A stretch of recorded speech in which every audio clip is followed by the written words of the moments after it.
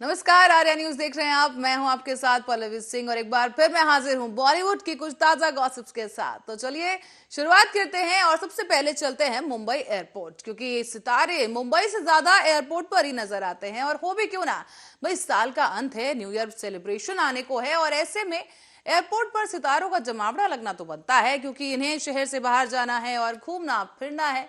और ऐसे में आपको बता दें कि आयुष शर्मा और अर्पिता खान को भी परिवार के साथ न्यू ईयर सेलिब्रेट करने के लिए दुबई रवाना होते हुए स्पॉट किया गया है। इसके बाद अभिनेता राजीव आदित्य लंदन से वापस आते हुए एयरपोर्ट पर स्पॉट हुए। उसके बाद बॉयफ्रेंड के साथ अंजलि अरोड़ा एयरपोर्ट पर स्पॉट की गई हैं। अंजलि अरोड़ा तो आपको याद ही होगा, यहाँ पर ओटीटी प्लेटफॉर्म लॉकअप में आखिरी बार वो नजर आई थी और उसके बाद वो कई म्यूजिक वीडियोस में भी नजर आ चुके हैं। और उसके बाद धीरज धूपर अपनी पहली सोलो ट्रिप के बाद लंदन से मुंबई पहुंचे। एयरपोर्ट पर इन सभी सितारों के बीच मंदिरा बेदी भी नजर आई। मंदिरा बेदी अपने बच्चों के साथ नए साल की छुट्टियां मनाने के लिए एयरपोर्ट पर स्पॉट हुई, जहां से वो किसी दूसरे शहर या हॉलिडे डेस्टिनेशन के लिए रवाना हुई हैं। और इसी के साथ ही सनी लियोन को भी मुंबई से उड़ान भरते हुए एयरपोर्ट पर स्पॉट किया गया है।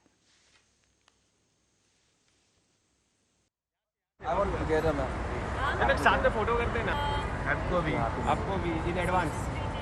रश्मिका मैम, हेलो मैडम वो मास्क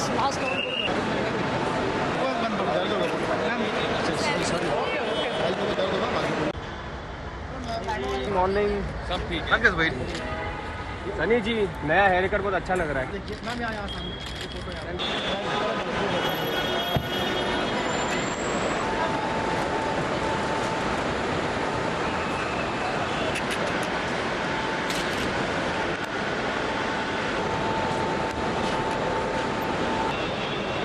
अंदर है आप। अरे थैंक यू भाई।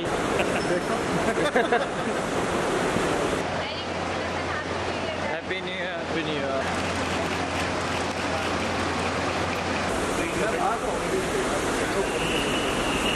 यहाँ से मैडम साथ में फोटो करते हैं ना, आपको भी इन एडवांस। रश्मिका और चलिए एयरपोर्ट की सैर करने के बाद अब वापस चलते हैं मुंबई के गलियारों में, जहां अभिनेता रितेश देशमुख इन दिनों वेट अपनी फिल्म को लेकर चर्चाओं में है और उनकी इस फिल्म का टीजर पहले ही जारी किया जा चुका है। और अब आपको बता दें कि रितेश ने इस फिल्म के लिए स्पेशल स्क्रीनिंग रखी है। उससे पहले आपको ये बता दें कि रितेश ने वेट का टीजर अपने इंस्टाग्राम अकाउंट पर शेयर किया और इस टीजर में रितेश देशमुख बिल्कुल ही अलग लुक में नजर आ रहे हैं। दिलचस्प बात यह है कि इस फिल्म में रितेश अपने अभिनय का जलवा बिखेरने के साथ साथ इसका निर्देशन भी कर रहे हैं। और फिल्म वेट में मुख्य अभिनेत्री के किरदार जेनेलिया डिसूजा निभाने वाली हैं। इस फिल्म के जरिए अभिनेत्री जेनेलिया मराठी फिल्मों में डेब्यू करने जा रही हैं। और बीती रात को रितेश ने जुहू में अपने स्पेशल फिल्म की स्पेशल स्क्रीनिंग रखी, जहां पर रितेश, जेनेलिया, सोनाली बेंद्रे, सचिन पिलगांवकर, आशुतोष गवारीकर अपनी पत्नी के साथ शामिल हुए। Right, platform right. Both of you are in center. मैं left। Ma'am इधर। मैम एकदम सामने।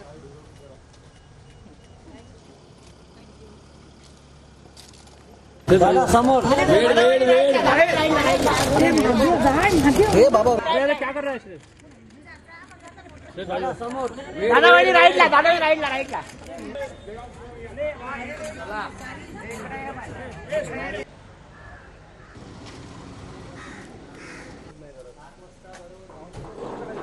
नमस्कार।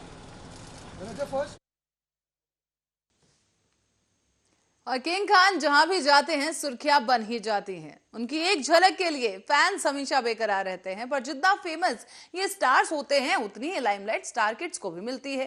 कुछ ऐसा ही दिखा बांद्रा में, जहां शाहरुख खान के छोटे बेटे अबराम खान को स्पॉट किया गया है। अबराम पिज्जा रेस्टोरेंट में स्पॉट किए गए।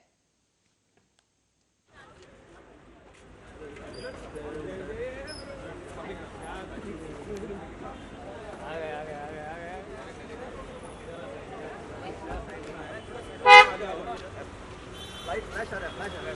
हाँ, बोलता हूँ मैं 10 मिनट में।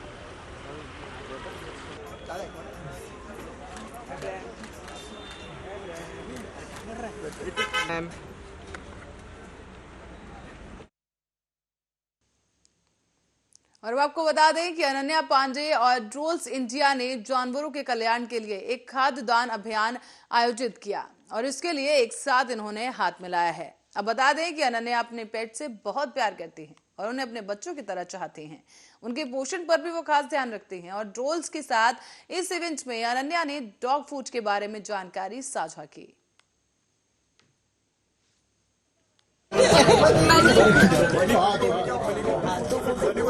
बनी लेके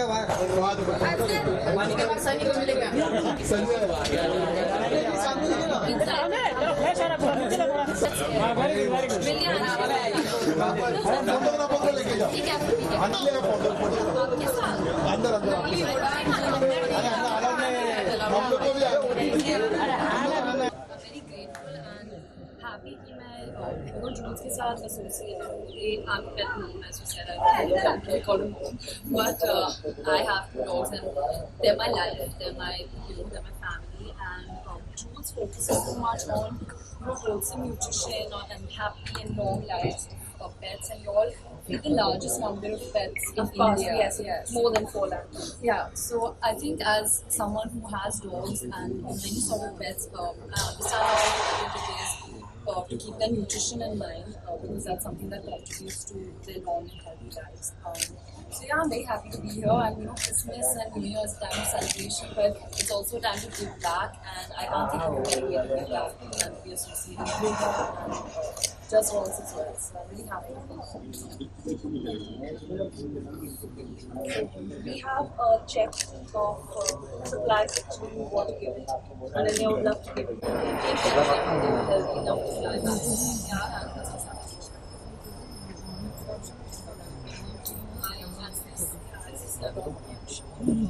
It's very, very important. हमारी बिल्डिंग में हमारे पास बहुत ज़्यादा एंड सारी बिल्डिंग के लोग ने उनके साथ में वर्क किया एंड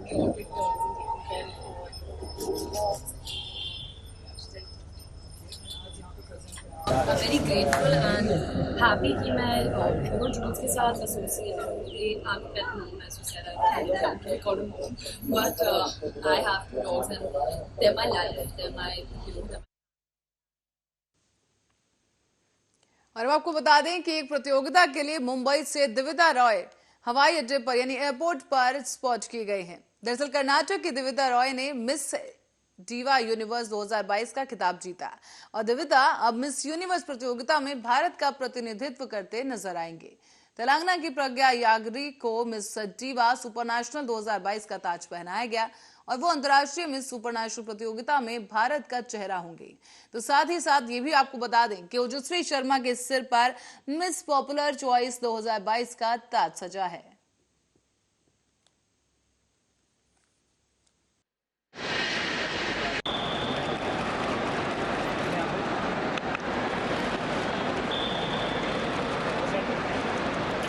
मैडम जी सर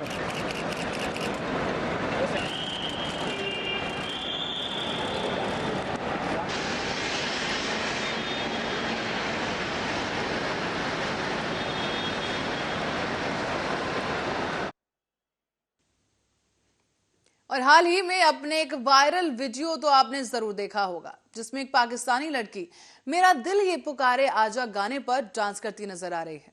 ये वीडियो सोशल मीडिया पर आग की तरह फैल गया और इस गाने पर डांस कर रही ये लड़की रातों रात वायरल हो गई।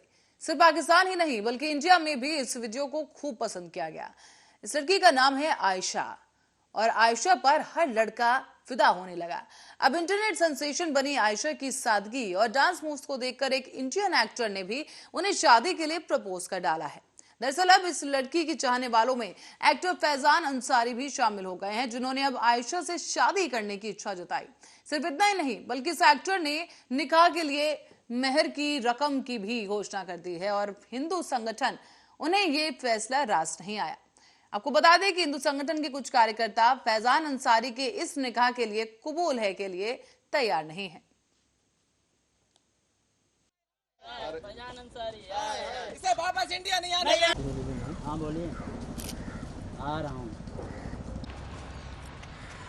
कि मैं बताना चाहूँगा, मैं पंडित सौरभ मिश्रा ब्राह्मण होने के नाते मैं ये दावा करना चाहता हूँ कि ये जो फैजान नाम का व्यक्ति है, फैजान अंसारी, ये एक पाकिस्तानी लड़की है जो टिकटॉक पे अभी वायरल हुई है, तो ये इससे निकाह करना चाह रहा है। तो हम ये चाहते हैं, सौरभ मिश्रा का दावा ये है कि ये बंदा अगर पाकिस्तान जाता है तो ये इंडिया में वापस कभी नहीं आना चाहिए, क्योंकि हमारे जो भी पाकिस्तानी सिंगर हैं उनको हमने बैन किया है। तो ये अगर इंडिया में होने के नाते ये पाकिस्तान से लड़की से निकाह कर रहा है, क्या इंडिया में लड़कियों की कमी है? क्या इंडिया में लड़कियां नहीं है जो पाकिस्तानी लड़की से निकाह कर रहा है? और ये हम कदापि नहीं होने देंगे। अगर ये व्यक्ति, फैजान अंसारी नाम का व्यक्ति, अगर ये पाकिस्तान जाता है तो इसे इंडिया वापस कभी नहीं आने देंगे। कहूँगा कि ऐसे लोग इंडिया में रहने ही नहीं चाहिए, ये इंडिया में रहने के लायक ही नहीं है, ये देशद्रोही हैं और इनको पाकिस्तान अगर ये जाते हैं तो वहीं के ही रह जाएं। ये इंडिया में कदम वापस रखने ही नहीं दूंगा इनको। सुनने में आया कि ये 51 लाख 15 लाख जो भी देना चाह रहे थे, तो ये इंडिया के लड़कियों को दो ना, पाकिस्तानी लड़की से निकाह क्यों करना चाहते हैं? मुझे इसका जवाब चाहिए। फैजान अंसारी, मैं आपसे सवाल पूछ रहा हूँ, क्यों इंडिया में क्या लड़कियों की कमी है? क्योंकि हमारे इंडिया में रह के ये देशद्रोही है, इनको इंडिया में रहना ही नहीं चाहिए, ये देशद्रोही है। क्यों ऐसा कर रहे हैं? जब हमने पाकिस्तान के कलाकारों को, जो पाकिस्तान के कलाकार हैं, सिंगर्स हैं, उनको इंडिया में अनुमति नहीं दी, उनको बैन किया है, तो फिर ये इंडिया में रह के ऐसा क्यों कर रहे हैं? चलिए, इस आक्रोश के बाद अब रुक करते हैं बॉलीवुड की एक और खबर की ओर। दरअसल बॉलीवुड के पॉपुलर कपल जैकी भगनानी और रकुलप्रीत सिंह हाल ही में मुंबई एयरपोर्ट पर स्पॉट किए गए हैं। सोशल मीडिया पर कपल का ये नया वीडियो सामने आया, जिसे देखकर लग रहा है कि दोनों न्यू ईयर सेलिब्रेट करने के लिए रवाना हो रहे हैं। इस दौरान आपको ये बताते हैं कि रकुलप्रीत व्हाइट ऑरेंज आउटफिट में नजर आई, साथ ही वो ग्रीन शर्ट और ब्लू जीन्स में यहाँ पर दिखाई दिए जैकी। और इसी के साथ ही हाल ही में रकुलप्रीत को जैकी के बर्थडे पार्टी में भी स्पॉट किया गया था। रकुल और जैकी दरअसल काफी समय से एक दूसरे को डेट कर रहे हैं। रकुल ने साल 2021 में जैकी के बर्थडे के मौके पर ही अपने रिलेशनशिप को पब्लिक किया था और तभी से लेकर अभी तक ये कपल एक दूसरे को डेट कर रहा है।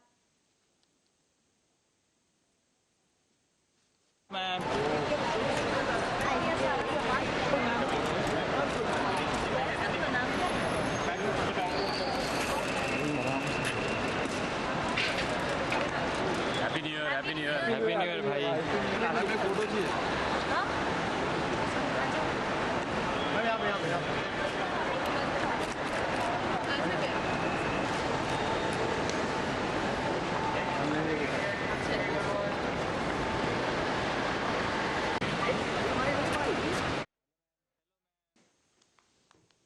और अब आपको बता दें कि बी टाउन की एक और हसीना को कैमरे में स्पॉट किया गया है और वो है रुबीना दुलैक, जिन्हें बैंड्रा में एक स्टोर पर स्पॉट किया गया, जहां रुबीना अंदर तो ब्लैक ड्रेस में गई, एक हॉट एंड सेक्सी अवतार में वो स्पॉट के अंदर गई हैं इस स्टोर के अंदर, लेकिन जब वो वहां से बाहर आई तो उनके रंग ढंग ही बदल गए। आपको देखिए कि यहाँ पर वो कैजुअल आउटफिट में नजर आ रही हैं, जहां उन्होंने ब्लैक स्वेट शर्ट और ब्लू कलर की जीन्स पहनी है, लेकिन जब वो स्टोर के अंदर जा रही थी तब उनका ये रूप कुछ और ही था। यहाँ पर वो एक ब्लैक कलर की ड्रेस में स्टोर के अंदर दाखिल हुई और उसके बाद एक कैजुअल आउटफिट में बाहर नजर आई हैं।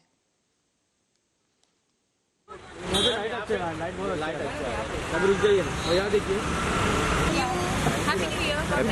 Thank you.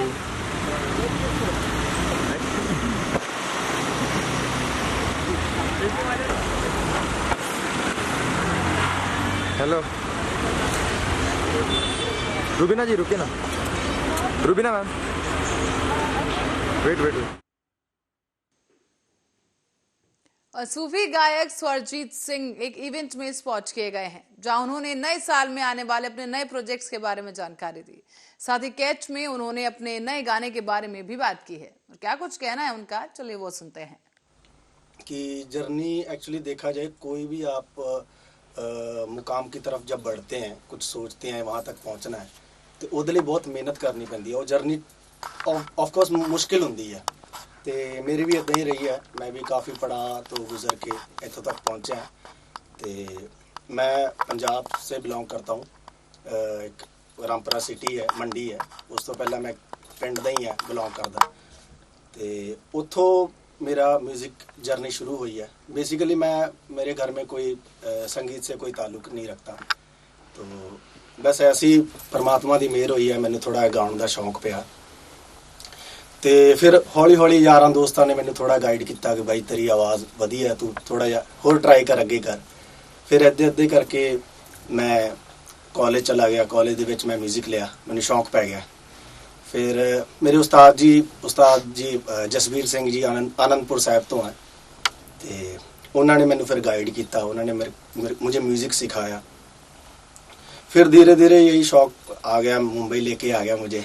मैं कहा चलो मुंबई की दुनिया देखनी है, वो ट्राई करना कि बड़े लोगों ने क्या कि यार तू ट्राई कर, तू कुछ करेगा। बड़ी उम्मीदें थी सबकी मेरे से, तो वो उन्हीं की उम्मीदें, उन्हीं की दुआएं मुझे यहाँ तक ले आई, मुंबई तक ले आई। और रिसेंटली कैट में मेरे 5 गाने हैं, तो मैं बड़ा एक्साइटेड हाँ और सारा का शुक्रिया अदा करना कि सबकी सपोर्ट और दुआओं की वजह से मैं यहाँ पे हूँ। साथ ही लिरिक्स की बात की जाए तो आजकल के लिरिक्स बहुत ही एकदम वैसे होते हैं कि बोलने से पहले हर कहीं सोचना पड़ता है कि हम यहाँ ये गाए या ना गाए। आपके लिए क्या होता है लिरिक्स, कितना इम्पोर्टेंट होता है? जी लिरिक्स एक्चुअली बेस तो देखा जाए लिरिक्स होते हैं। अगर गाने का पहले लिरिक्स बनते हैं, फिर उसके बाद उसमें धुन डाली जाती है, फिर उसको गाया जाता है, तो बेसिकली तो लिरिक्स होते हैं। पर लिरिक्स गाने जब ये हम एक्चुअली ये प्रोजेक्ट में मैं साथ में था, पूरी जर्नी में हम साथ में थे, हमारी टीम ही इस पूरे प्रोजेक्ट में इन्वॉल्व थी, लिरिक्स से लेके सिंगर और जिन्होंने म्यूज़िक किया है। मैं सबसे पहले उनका बहुत शुक्रिया अदा करना चाहता हूँ। वीरेक्स म्यूज़िक पाजी है, वो मेरे बड़े भाई भी हैं और मैं काफ़ी टाइम के साथ से उनके साथ जुड़ा हुआ हूँ। तो ये सारा प्रोजेक्ट में उन्होंने मेरा साथ दिया, सपोर्ट की है। तो लिरिक्स जी जैसे आपने बात की है, तो हमने जब प्रोजेक्ट में ये बना रहे थे, तभी जैसे जैसे सिचुएशन में वो गाने बन रहे थे, तभी वो मेरे को बस इस एक्चुअली सीरीज में 9 गाने हैं, मेरा मन कर रहा था मैं सारे गाऊं, बट वो सिचुएशन ऐसी थी, कैरेक्टर उसमें ऐसा है, रॉकी रांझा का कैरेक्टर है, तो उस। और अब आपको बता दें कि उर्वशी रौतेला को बांद्रा में स्पॉट किया गया है। वो यहाँ पर एक रेस्टोरेंट में पहुंची थी, जहां वो पिंक कलर की ड्रेस में जलवे बिखेरती हुई नजर आई हैं। साथ ही उनके तमाम चाहने वाले भी उनके साथ एक सेल्फी लेने के लिए वहां पहुंचे।